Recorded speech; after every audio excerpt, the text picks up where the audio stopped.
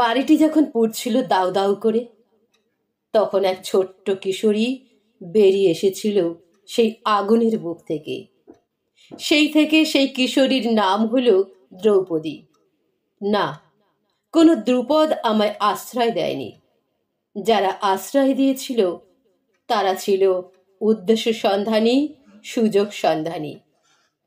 আমাকে শেখানো হলো কিভাবে পুড়তে হয়, আমাকে শেখানো হলো কিভাবে পোড়াতে হয়, আমাকে শোনানো হলো ঋষির বচন, মুনি ঋষি ও দেবতাদের গড়ে তোলা আইনের কথা।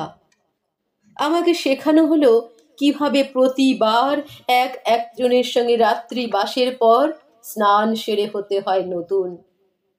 পাণ্ডবেরা আসে, আমাকে নিয়ে ভেসে যায় রোমাঞ্চবাহী নৌকাতে। আমাকে স্বপ্ন দেয়, স্রোত দেয়, উজান দেয়, উত্তেজনা দেয়, স্বপ্নের শেষে মৃত্যুও দেয়।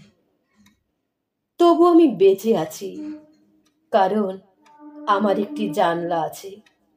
সেই জানলা এসে দাঁড়ালে দূর থেকে তোমাকে দেখতে পাই কর্ণ। দেখতেই থাকি, দেখতেই থাকি। আমার ভিতর জ্বলে থাকা সব আগুন তখন আমার কথা শোনে, তারা শান্ত হয়। আগুন তখন মায়াবী জ্যোৎস্না। তুমি চেয়ে থাকো আমার দিকে। আমার ভেতরে বইতে থাকা ঝড় ও ঝঞ্ঝা পোষা বেড়াল ছানার মতো আদুরে হয়ে যায়।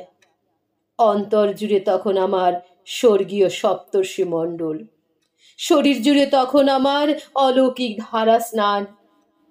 ব্যাসদেব না জানলেও কাশিরাম দাস জানেন, প্রতিটি দ্রৌপদীর বুকের মধ্যে লুকানো থাকে একজন কর্ণ।